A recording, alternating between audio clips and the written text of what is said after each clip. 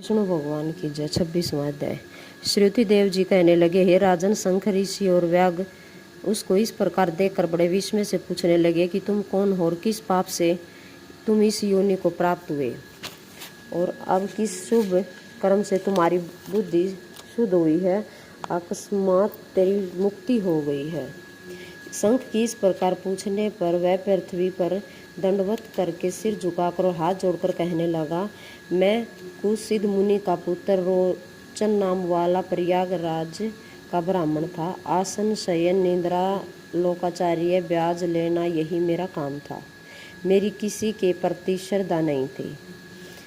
इसी तरह मेरा बहुत सा समय व्यतीत होगा। एक समय भगवान के प्रिय वैशाख मास में जयंत नामक एक ब्राह्मण वहाँ आया और उस क्षेत्र से रहने वाले बहुत से हजारों स्त्री पुरुष उससे वैशाख मास की कथा सुनने लगे। सब लोग प्रातः समय स्नान कर मन लगाकर उसकी कथा सुनते थे। मैं केवल कौतुक देखने के लिए उस सभा में जाया करता था।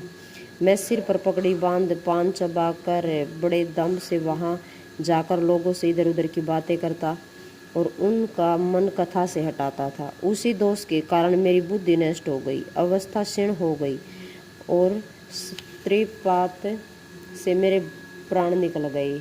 यमदूत मुझको पकड़कर बड़े भयंकर नरक में ले गए और मैं वहाँ 14 मनवंतर तक अनेक दुखों को भोगता रहा। उसके पश्चात 84 लाख योनि भोग कर इस रूप में इस वृक्ष के कोटर में बैठा हूँ।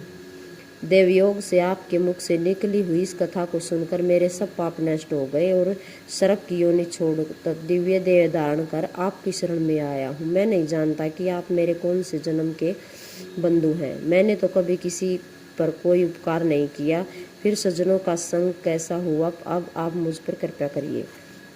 शंख मुनि ने बड़े प्रेम से उसको उठाया और उनके स्पर्श मात्र से उनके पाप नष्ट हो गए। फिर उस दिव्य रूपधारी ब्राह्मण को कृपया करके सब वृतांत कहने लगे। हे ब्राह्मण, वैशाख मास और विष्णु भगवान का महात्म्य सुनने मात्र से तेरे सब पाप नष्ट हो गए। तू कर्म से अतिवाहक लोगों को जाकर वेद शर्मा नाम से प्रसिद्ध होकर सब विद्याओं में निपुण होगा। प्रत्येक जन्म में तुझे जाति समृद्धि बनी रहेगी और तुम संपूर्ण इच्छाओं को त्याग कर वैशाख विष्णु के प्रिय धर्म को करेगा। निष्प्रय गुरु भक्त और जितेंद्रिय होकर उस जन्म में सदैव भगवान की कथा सुनने में तत्पर रहोगे और इस प्रकार तुम सिद्धि को प्राप्त हो जाओगे और सब बंधुओं से मुक्त होकर योगियों को भी दुर्लभ मोक्ष पद को प्राप्त करोगे। ऐसा कहकर मुनीश्वर चुप हो गए। तब व्याग को देखकर वह दिव्य पुरुष मुनीश्वर से कहने लगा, हे महाराज, मैं धन्य हूँ। आपकी कृपा से मेरे पूर्ण भाग्योदय हो गए हैं।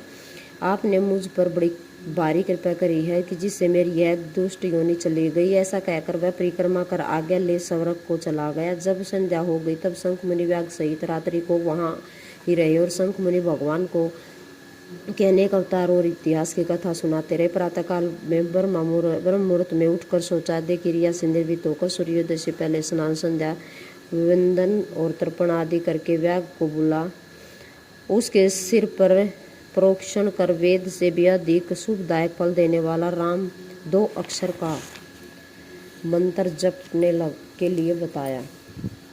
शंख कहने लगे, हे व्याग, विष्णु का नाम अनेक पापों से को दूर करने वाला है, इसलिए तुम निरंतर राम नाम का जप करते रहा करो। राम नाम का निरंतर जाप करने और वैशाख धर्म का पालन करने से तुम्हारा जन्म वाल्मीकि ऋषि के कुल में होगा और तुम वाल्मीकि नाम से प्रसिद्ध होगे।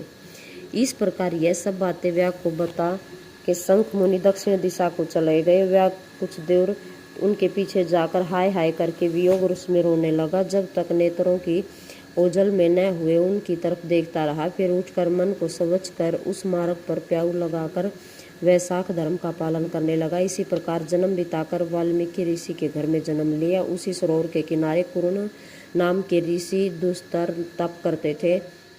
उनके शरीर पर बहुत दिन तक समाधि लगाने से दिमक की बांबी बन गई थी। इसी कारण उनको वाल्मीकि ऋषि कहने लगे।